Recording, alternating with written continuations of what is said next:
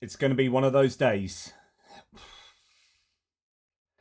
I could just sit and speak to you 24/7 at the moment. There's so much going on, and most of it is not good. And most of it appears to illustrate that the United States has fully changed sides and has become the adversary of democracy, freedom, certainly Ukraine. Just incredible. 6 weeks is an awful long time in American politics at the moment. What has happened? Two things have happened today that are really quite staggering. First is that Trump allies have been holding secret talks with Zelensky's Ukrainian opponents.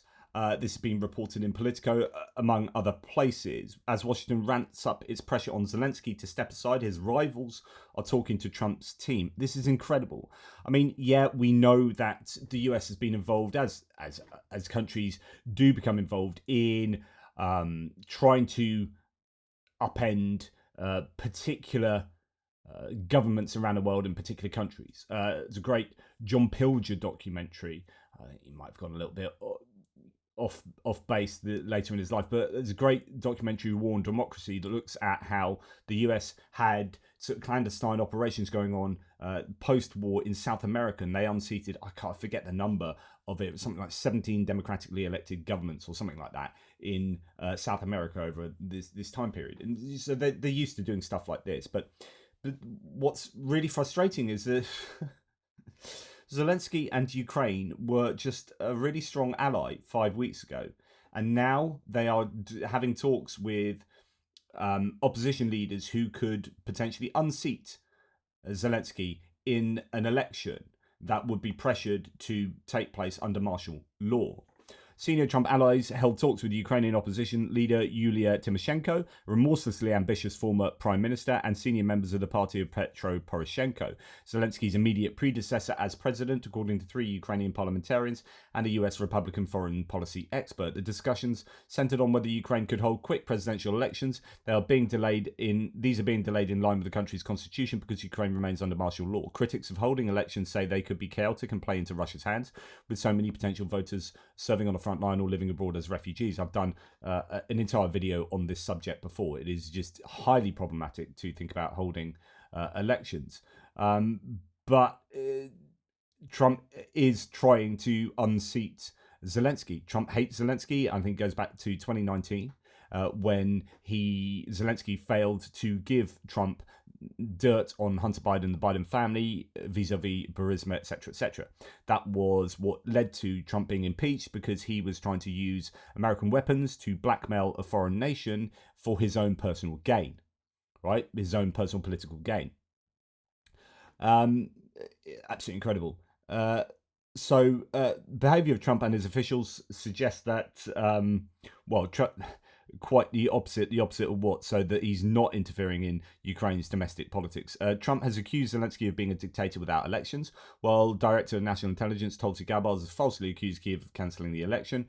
But while the Trump camp may hope an election will sink Zelensky, he is still massively more popular than Tymoshenko and Poroshenko, and indeed Zelensky. Now, they haven't approached Zelensky, as far as I understand it, but he's the ambassador now to the UK. He was a former commander-in-chief, and that's because Zelensky is a military man, and this would be, and he's was more popular than Zelensky.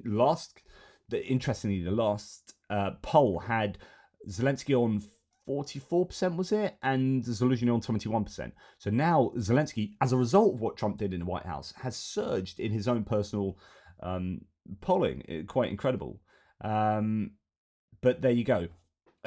So there is a really distasteful approach, I think, from the American government at the moment in terms of trying to stop Ukraine from succeeding on the battlefield, and trying to stop them from succeeding politically. The US has become the enemy of Zelensky and Ukraine. It is that simple. They've stopped intelligence sharing. They've stopped aid. They've made the calculation, as I keep saying, and I will keep saying, they've made a calculation that they would prefer Ukrainian civilians and soldiers died than Russian soldiers died in order to force a peace. It is that simple. This is another component of that overall approach. Now, that's not all that's been announced today. That's bad enough. But we're now hearing, just out in Reuters, that Trump plans to revoke the legal status of Ukrainians who fled to the US, according to sources. So the move is part of a broader rollback of Biden-era migration programs. So you can, the most, I guess, charitable way of looking at this is it is part of their immigration program. But it will lead to a lot of deportations of Ukraine, and it just looks like it's against Ukraine more generally. Some of these migrants could be subject to fast-track deportation, and Ukrainian and Afghan migrants face uncertainty under new policies. So they're planning to revoke the temporary legal status for some 240,000 Ukrainians who fled the conflict with Russia. A senior Trump official with 3 sources familiar with the matter said, potentially putting them on a fast track to deportation. The move, expected to be as soon as April, would be a stunning reversal of the welcome Ukrainians received under President Joe Biden's administration. The planned rollback of protections for Ukrainians was underway before Trump publicly feuded with Ukrainian President Zelensky last week. It's part of a broader Trump administration effort to strip legal status of more than 1.8 million migrants allowed to enter the US under temporary humanitarian parole programs launched under the Biden administration, the sources said. So, yeah, no announcements from the White House and the Ukrainian embassy either. So, Trump executive order issued on January the 20th called for DHS to terminate all categorical parole programs. They plan to revoke parole for about 530,000 Cubans, Haitians, Nicaraguans, and Venezuelans as soon as this month, Trump official and one of the sources familiar with the matter said. This is all very interesting because, I mean, okay, so it's part of your immigration plan and that's what you want and that's what you voted for. There's going to be an awful lot. So Cubans, very interestingly, are very supportive of republicanism and the Republican Party, the GOP.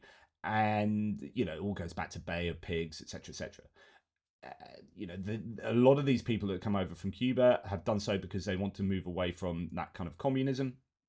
And so therefore they embrace that sort of Republican capitalism.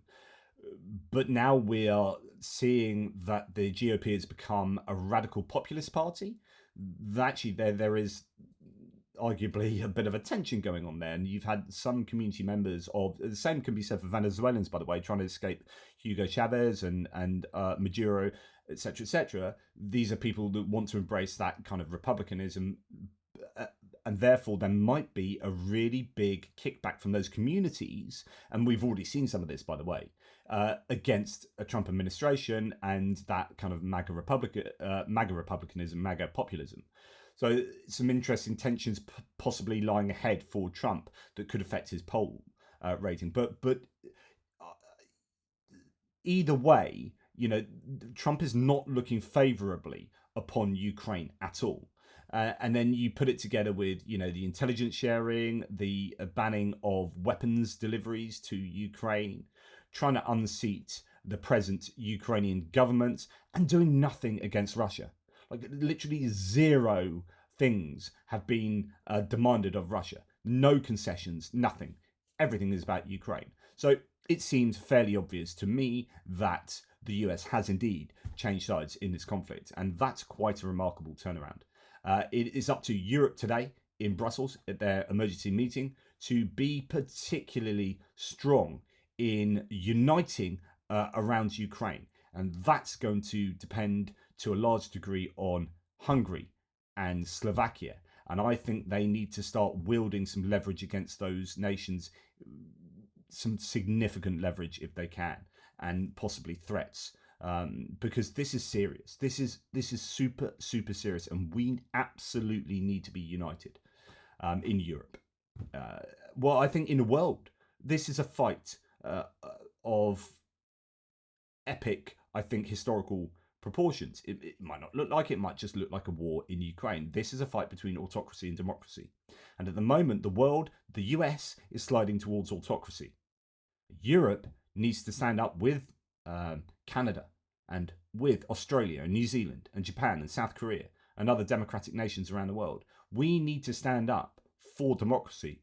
It's something you've got to fight for because, I mean, consistently, I don't mean physically, but in an abstract sense and sometimes physically, we have to fight for democracy.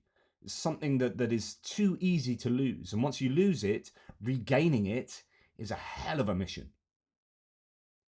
We all need to be alert. And at the moment, everything I'm seeing coming out from the White House appears to be in support of autocracy and sits firmly against democracy and certainly against Ukraine. Slava Ukraini.